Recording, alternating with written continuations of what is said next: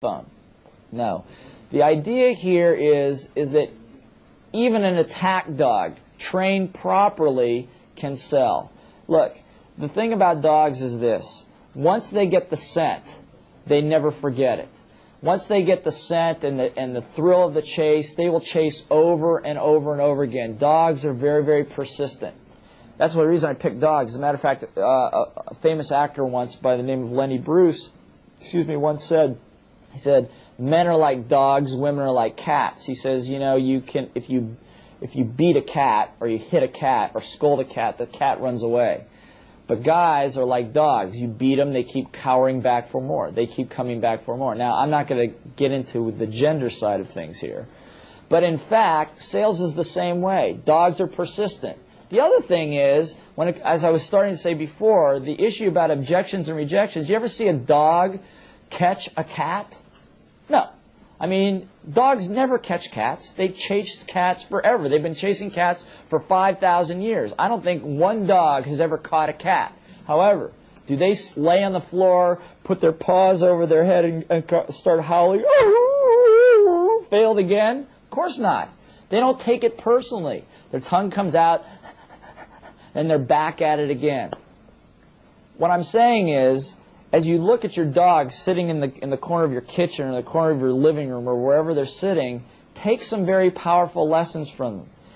I created an objection-rejection system. It's basically a system that says this. As a matter of fact, hopefully you can be able to read this. Is if all of a sudden somebody comes up to you and says this, I have no time to see you. Right now, I give you exactly 5 seconds to answer it. Go. Okay? Some of you couldn't say a word. Some of you probably said something stupid. Others of you probably came up with something good. The difference is, it's not what the question is, it's how you emotionally respond to it. So what we did is we created a system that not only has the objection on it, but it's got the answers on the back. How do you handle it? What are the questions that you ask? So that you drill them over and over again. Now, some of you are pretty familiar with a very dear friend of mine, Mr. Robert Kiyosaki. Now, Robert went to work for Xerox. I worked for Burroughs at the same time when we lived in Hawaii.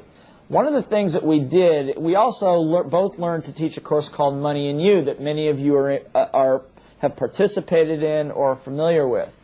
One of the best forms of sales training we did, and where this idea came from, is we used to lock ourselves in a room with other friends. And we had to take turns going to the front of the room and handling objections. You can imagine that after several hours with people you very well, some of the questions got extremely ugly. And I won't repeat any of those in these company. But by doing them over and over and over and over and over again, what happens mentally and psychologically is you begin to desensitize, the emotion begins to drop away from it.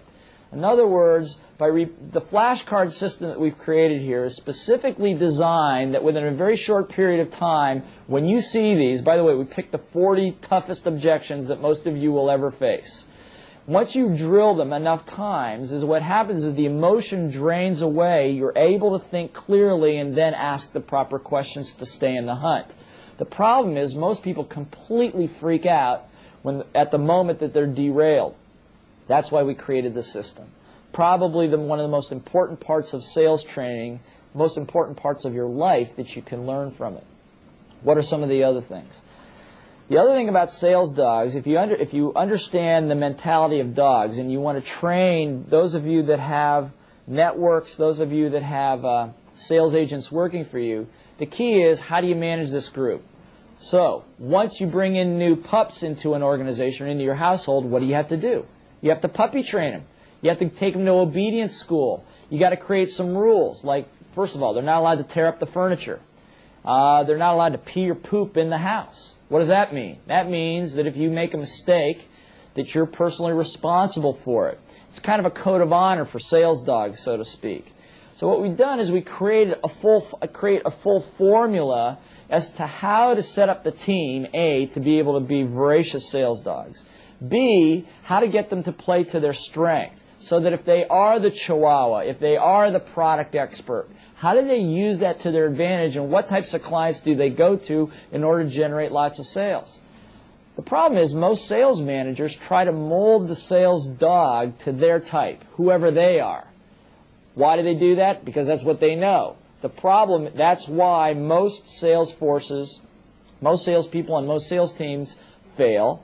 It's why only a few salespeople end up selling most of the sales. That's why there's such high employee turnover in sales.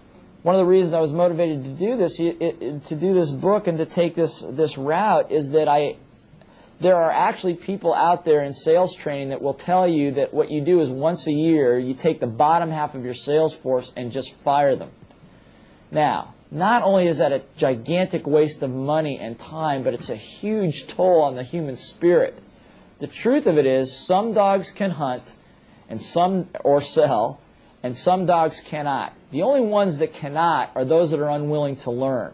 You all heard, can't teach an old dog new tricks? Well, that's not true. Old dogs can learn what they were inbred and inherently already know. Like I said, if you like to win, you can sell.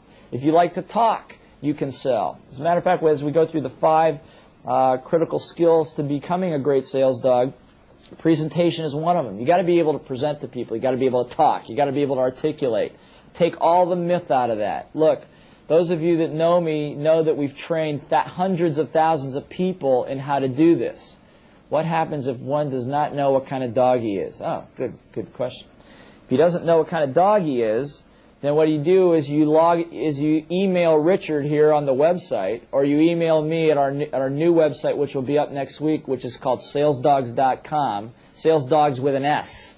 There's a pirate out there that's singular, but salesdogs with an S.com.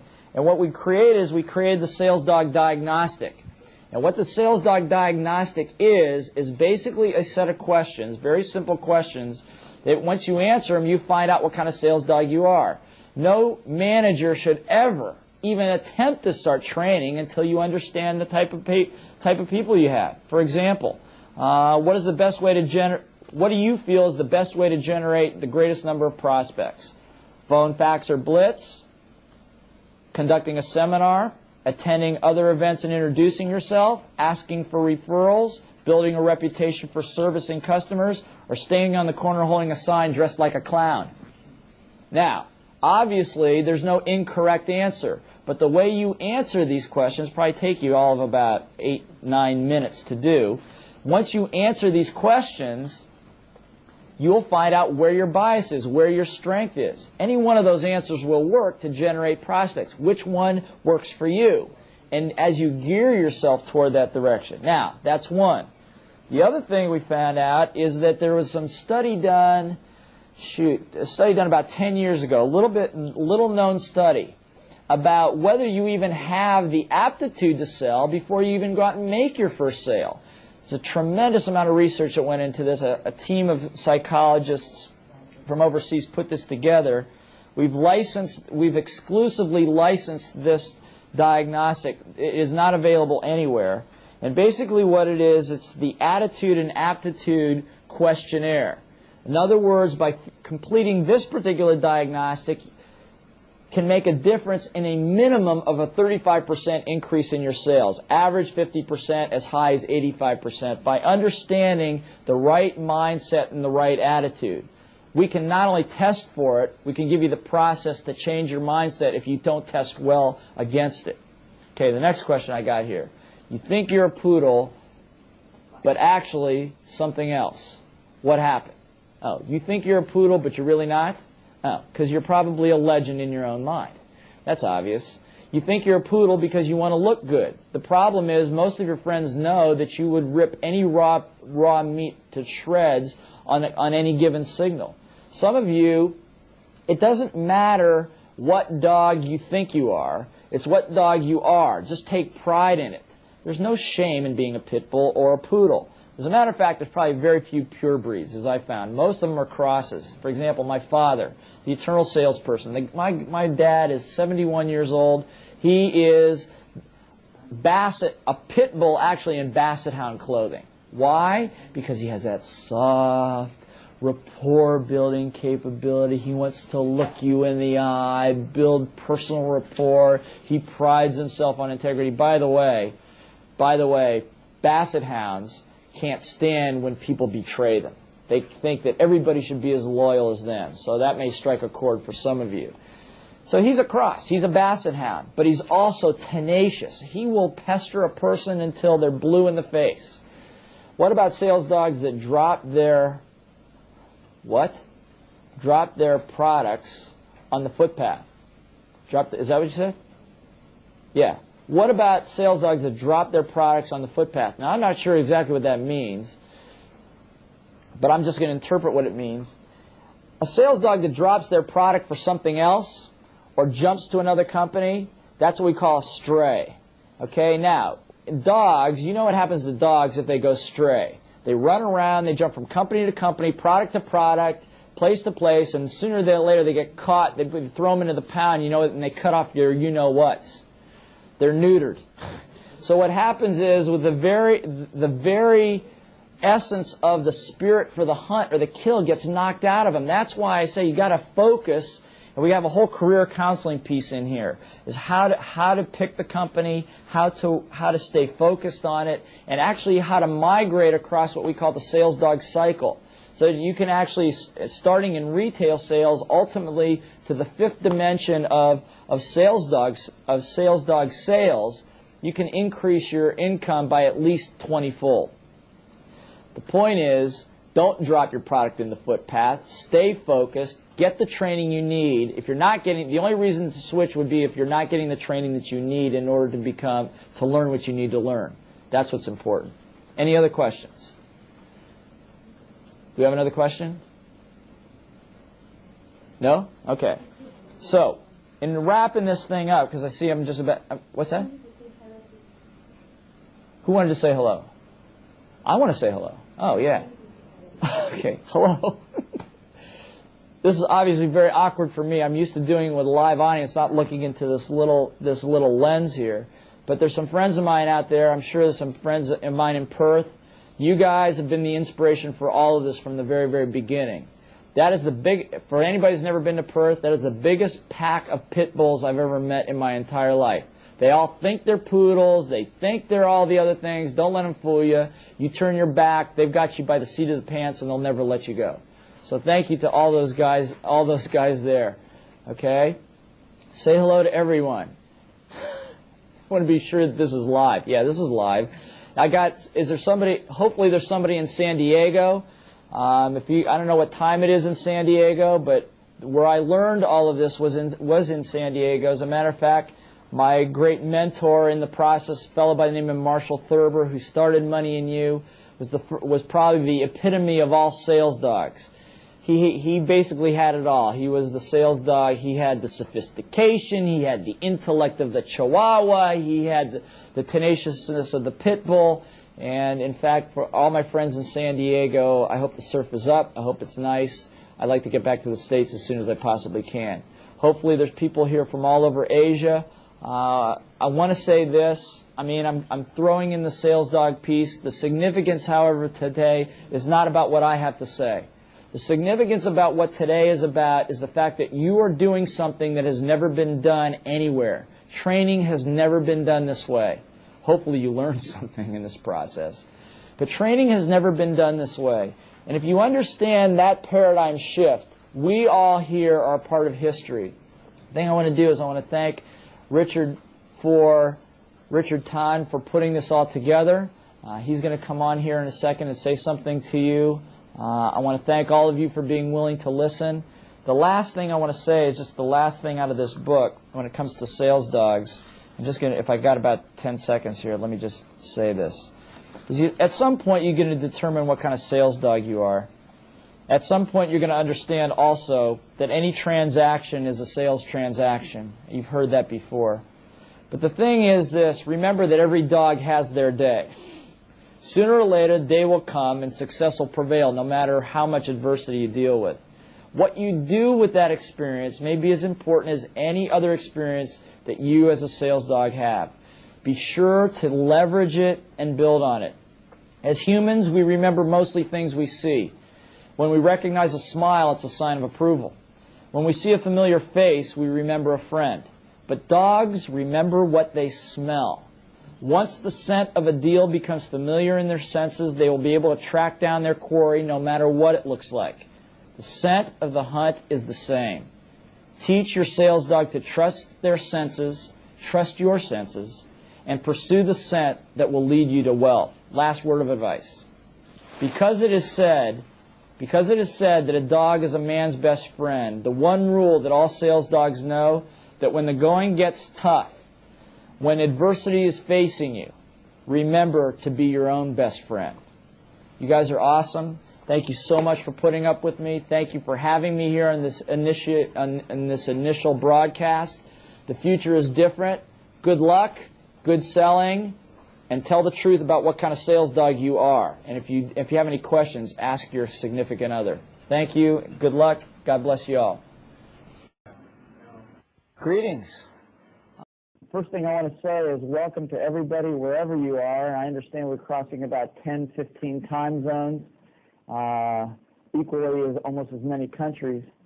And before I even begin, I want to say thank you to the whole staff. Some of you are sitting at home in the comfort of in front of your own computer screens, but to let you know that there's a crew over here that has been working night and day to make this happen. And to my knowledge, all of you are to be commended if you're watching this, that this is truly history in the making.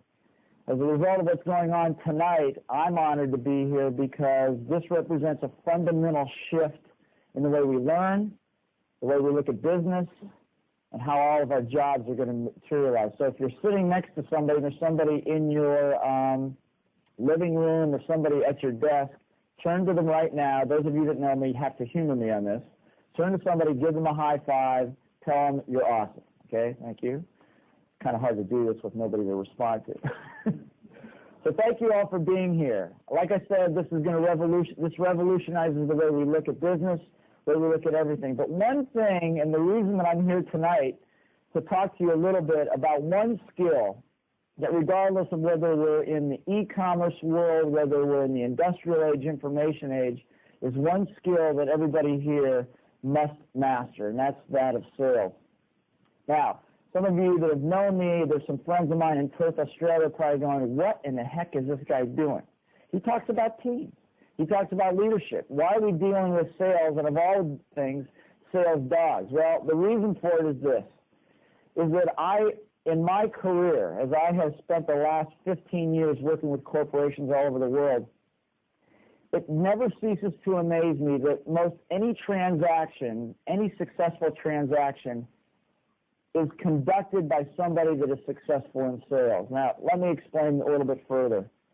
Years ago, I went to work for a company by the name of the Burroughs Corporation. They're now called Unisys. The reason I did that is because I figured that in my business career, the best thing that I could do for myself is train myself. Just recently written a book on the subject that's going to be released within the month. It's called Sales Dogs. When it says sales dogs, why that dog will hunt / sell, and why some cannot.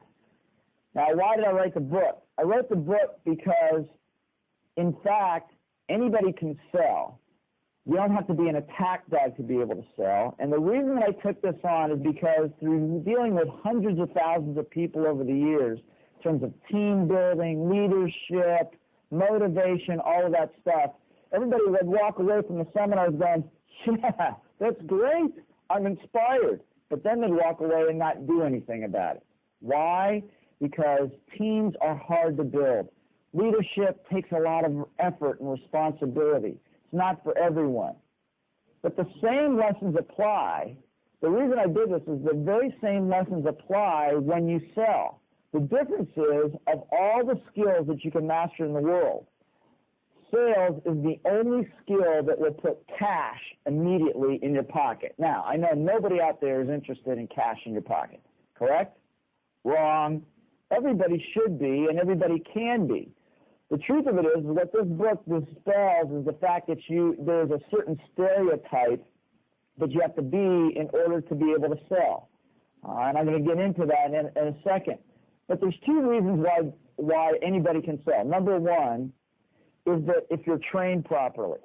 The reason we use dogs is if training salespeople is the same as actually training dogs. Now, those of you that have dogs out there, look at that whimpering canine sitting in the corner and just go up to him, pat him on the head, tell him you love them, because, in fact, from now on, for the rest of your career, that dog is going to teach you more about how to make money than anybody else ever will. Let me explain. That dog, first of all, I wish I would have owned a dog before I was a sales manager, number one.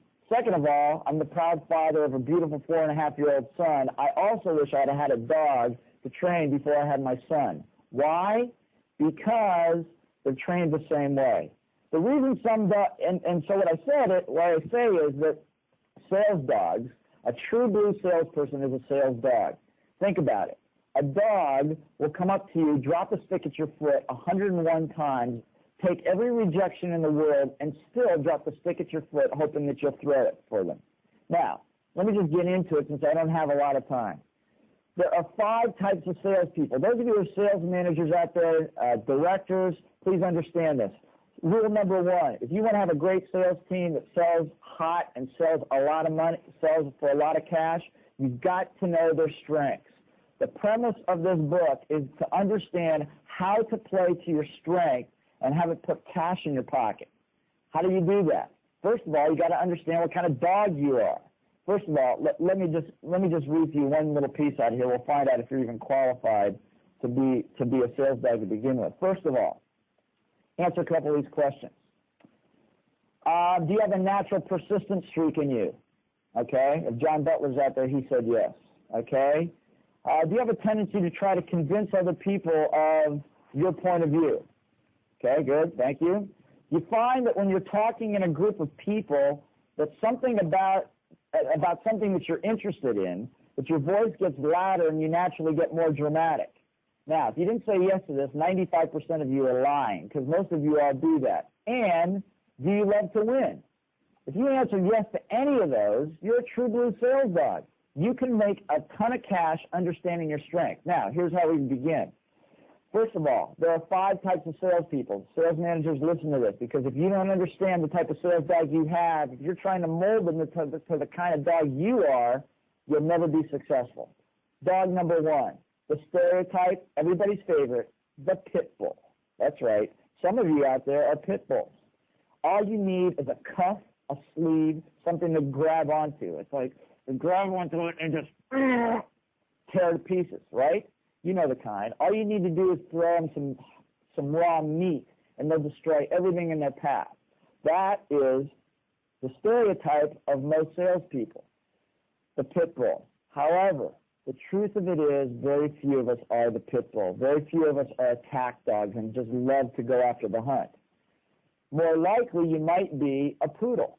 The poodle looks good, very sophisticated, very elegant, and would never even consider getting their paws dirty over chasing some stupid stick into a river or into the mud. Some of you are poodles, definitely looking good and making sure that you always portray the best image out there. You are the marketing gurus. The pit bull is the attack dog, the confrontation expert. Who else? What other dogs do we have? Well, we have the golden retriever. You know, I have a friend in Denver who's a real estate salesperson, very, very successful. She is a golden retriever to the end. All she wants to do is to serve the client. She sits by the phone like a golden retriever, waiting for the phone to ring, doing anything that the customer wants. Customer asks for something, sure, what can I do for you? Can I do anything? Is there anything else I can do for you? They will come back and back and back and back again, trying to serve the customer in such a way until the customer is left with no other choice but to say yes to them.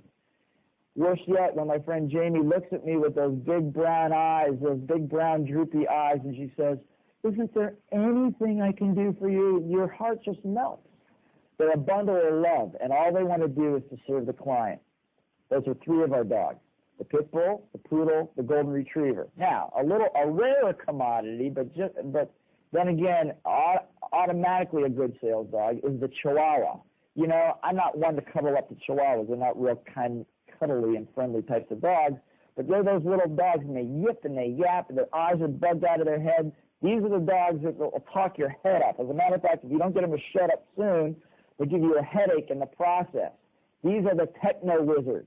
Anytime you look at a Chihuahua, their eyes are probably bugged out of their head because they've been on the internet all night, drinking coffee, Coca-Cola, and have so much caffeine in their bodies that they can't stop talking. They're the experts and the gurus of product knowledge, critical on a sales team. Last but not least, I think I've gotten through 4 of them, is that correct? Last but not least is the Basset Hound. The old faithful Basset Hound with those big puppy dog eyes that look into your face and look at you with those droopy eyes and say, please buy from me. Some of you are out there. Their favorite word is please. As a matter of fact, if you don't buy from them, these are the ones that probably pull up pictures of their family, show you their kids, all of the bills that they've got to pay, and probably their strongest suit, and the reason they sell so much is they're great beggars. Now, obviously I've poked some fun, but right now some of you have already identified with one of those breeds of dogs. The question is, which one are you? Or which combination of dogs are you? The reason I say this is because if you're going to go into sales, and this is true for the old dogs and for the new dogs, you pick a company not based upon the compensation. Please hear me on this. When I chose Burroughs years ago, I told you that I chose that company because they had one of the best training programs. They probably had the worst commission program, but they had one of the best training programs. The reason you pick a company based upon what you're going to learn, not on the compensation. Then what you do is take on a mentor, somebody within that organization, a sales manager, a director that is not your type of dog. Look, if you're the poodle, you need to learn some skills from the Basset Hound on how to build personal rapport. If you're the Chihuahua, you got to learn how to shut up when you need to shut up and be able to market like the poodle. See, if you do what you've always done, you've heard the expression, you get what you always get.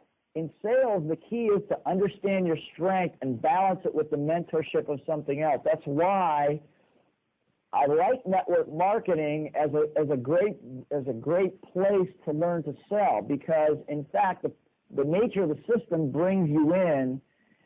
The nature of the way the system brings you in is that people have a vested interest in getting you to learn and you get lots of personal coaching, lots of good training. So whether you're in real estate, whether you're in insurance, whether you're in corporate sales, whether you're in office products or network marketing, doesn't make any difference.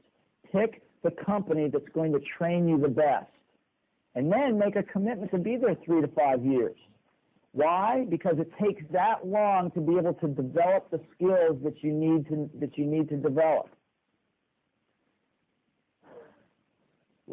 I'm having a question. There are many subscribers trying to sell each other on the discussion right now. What kind of dogs are they? Well, it depends what they're trying to sell. Are they trying to sell each other on the value of the program? Then you're probably a Chihuahua. If you're trying to sell people on the value of this program just in order to say that you won and you got your point of view across, you're probably a pit bull. If you're telling people that you want to sign up for this program because you'll look good, you're obviously a poodle.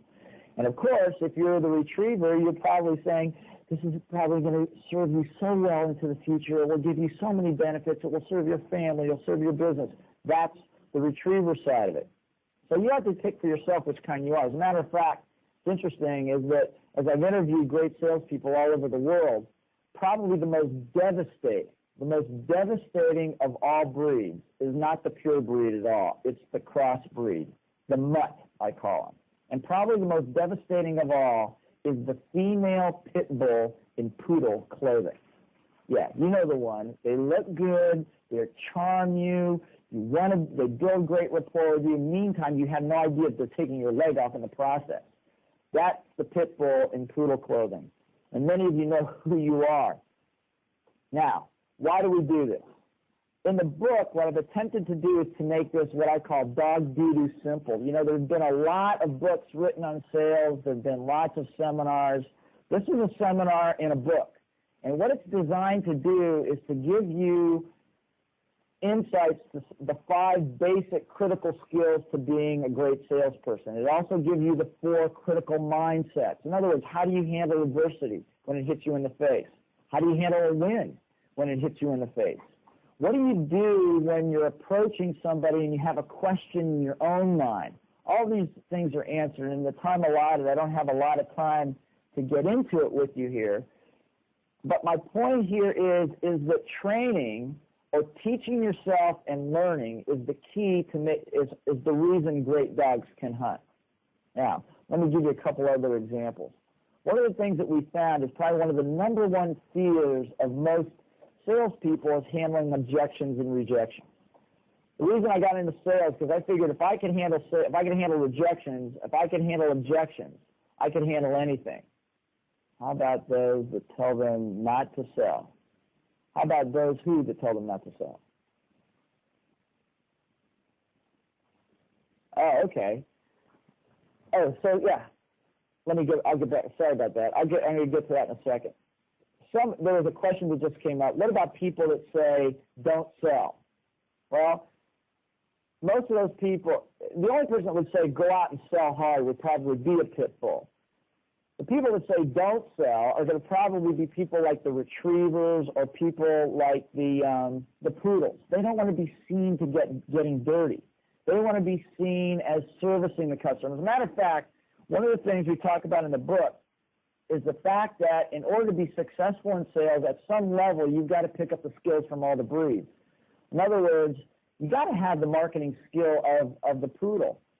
I don't care if you're a basset hound and you're good at building personal rapport and building integrity and all that industrial age stuff. I mean, it's cool, it's good, but you will never compete with a poodle that's getting 10,000 hits on their website every week. That's good marketing. So you've got to be able to balance both of those, or actually all five of the skills. The other thing is that what the retriever knows is that most sales come from existing clients. In other words, if you continue to service the client, you can upsell, cross-sell, get referrals, all of those things from your existing clients. The problem with the pit bull keeps running out there after new territory and burning the bridges behind them. By the way, some of you are thinking, well, I'm not really a pit bull. I'm not really even a poodle. I think I'm more of a German Shepherd or a Doberman. No, if you are, then you might want to change that. The problem is those are attack dogs. As a matter of fact, I find that most customer service organizations put attack dogs in charge of customer service, which is completely wrong. You've called up and try to get something handled, have a customer service problem, and all you get is growling at the other end of the phone, intimidated to heck, you hang up the telephone. No. The idea here is that